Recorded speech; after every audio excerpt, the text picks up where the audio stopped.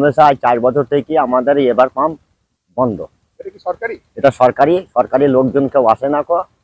হ্যাঁ, আমরা একবার এমএলএ সাহেবকে জানিয়েছিলাম, এমএলএ সাহেব বললো দেখতি করে এমএলএ সাহেব আসে না কো। এটা একদম নিস্তব্ধ হয়ে গেছে, কোনো খবরই নেই। আমরা চাই যে এখন যাতে সংশোধনটা হয়, লেবার পাম্পটা চালু হলে আমাদের একটু উন্নতি হবে, আমরা একটু বাঁচবো। রিভার পাম্প, হ্যাঁ রিভার পাম্প প্রায় 400 বিঘি জমি আছে, মানে কর কিছু বাকি হয়ে যায়। এমএলএ সাহেবকে অনেকজনকে জানিয়েছি, তাতে কোনো কার্যকারিতা হয়নি।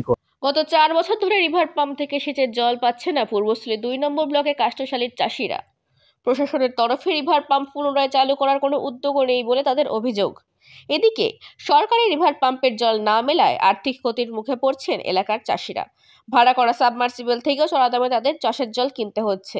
গত 4 বছরে কৃষি সেচ দপ্তর থেকে কোনো আধিকারিকরা আসেওনি তাদের দুর্দশার কথা শুনতে। স্থানীয় বিধায়ককে জানিয়েও কোনো ফল হয়নি বলে তাদের অভিযোগ। আর এতেই ক্ষোভ বেড়েছে কাষ্ঠশালীর চাষিদের। সমস্যা আমাদের এই কল বন্ধ হয়ে গেছে 4 বছর। কি কল? এটা এবার পাম্প সরকারি রিভার পাম্প। এবার আমরা 1 বছর ধানও করেছি। কত বছর আগে বন্ধ হয়েছে? 4 বছর হবে। তারপর থেকে জল পাচ্ছেন না, তারপর থেকে জল নেই। আমরা এই জমি করি পর্যন্ত আমি একবার পেয়েছি। তাহলে এখন কি হয়েছে? এখন ওই মেলা 200 টাকা করে ঘন্টা জল দিয়ে সেই জল কিনে এখন চাষ করছি। এটা কি আপনি ভাড়া করে নিয়ে আসছেন নাকি? এটা ভাড়া করে নিয়ে এসেছি। এখন জল কিনতে হচ্ছে আপনাকে? এখন এই 200 টাকা ঘন্টা কিনতে হচ্ছে। আর ওখানে হলে পরে তখন হয়তো কি? ওখানে তো 1500-2000 টাকা সারা সিজন হচ্ছে। তো ব্লকের লোকেরা এসে খোঁজ নেয়? কেউ আসে না। তাহলে আপনারা এখানে কত বিঘি জমি আছে টোটালে? এখানে বহুত জমি আছে, এখানে মোটামুটি 400 বিঘি। 400 বিঘা চাষেরা কেউ জল পাচ্ছে না? কেউ পায় না, সবাই নিজে মেশিন বসিয়ে নিয়েছে, দেখুন করছে। কি নাম আপনার? আমার নাম তহির আলী শেখ। জানা গিয়েছে পূর্বস্থলী 2 নম্বর ব্লকের কাষ্ঠশালী মৌজায় গঙ্গার ধার বরাবর 400 বিঘা জমিতে ধান সহ নানা সবজির চাষ হয়। চাষিদের সুবিধার্থে প্রায় 10 বছর আগে রিভার পাম্পটি সেখানে বসানো হয়। 8টি স্পাউট থেকে সেচের জল বন্টন হতো কাষ্ঠশালী শ্মশানঘাটের পাশে সেই জমিতে। ব্লকের কৃষি সেচ দপ্তর থেকে এক পাম্প অপারেটর নিয়মিত আসতেন রিভার পাম্প চালাতে। কম খরচে চাষের জল পেয়ে চাষিরা উপকৃতই হচ্ছিল, কিন্তু সেখানে বাদ সাধে লোভ আর দুর্নীতি। শাসক দল সমর্থিত কয়েকজন চাষি পাম্পের বিদ্যুতের বিল মেটানোর দায়িত্ব নেয়। স্মরণ বিশেষে অন্য চাষিরা তাদের কাছে ওই জলকরের টাকা জমা রাখতেন, কিন্তু ওই চাষিদের মধ্যেই দায়িত্বপ্রাপ্ত 2 জন বিদ্যুৎ বিলের জমানো 4 লক্ষ টাকা আত্মসাৎ করেছে বলে অভিযোগ। অন্যদিকে বকেয়া টাকা না পেয়ে বিদ্যুৎ দপ্তর এই রিভার পাম্পের বিদ্যুৎ সংযোগ বিচ্ছিন্ন করে দেয়। যদিও টাকা আত্মসাৎকারীর বিরুদ্ধে প্রশাসনের তরফে কোনো আইনত ব্যবস্থা এখনো নেওয়া হয়নি। আজও সেই মাশুল দিতে হচ্ছে এলাকার চাষিদের।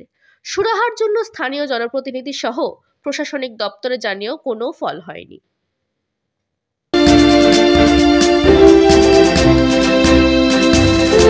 আমাদের সমস্যা 4 বছর থেকে আমাদের এবার পাম্প বন্ধ। এটা কি সরকারি? এটা সরকারি লোকজন কেউ আসে না কো।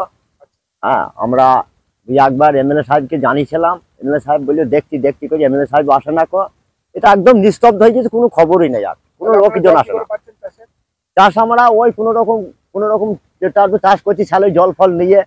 হ্যাঁ, 200 টাকা 250 টাকা ঘন্টা জল, আর বাকি জমিগুলো পড়ে থাকছে, ঠিক মতন চাষ হচ্ছে না। জল বার করে কোথায় কি করবো? সব রকম চাষ হয়, ধানের চাষ হয়।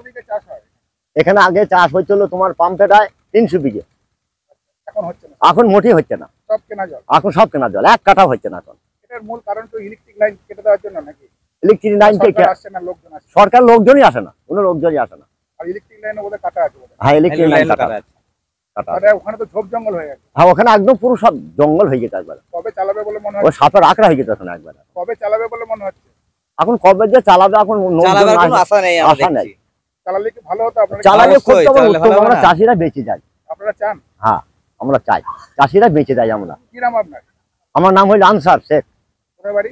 আমার বাড়ি কাকশালী গঙ্গাধার পাড়া।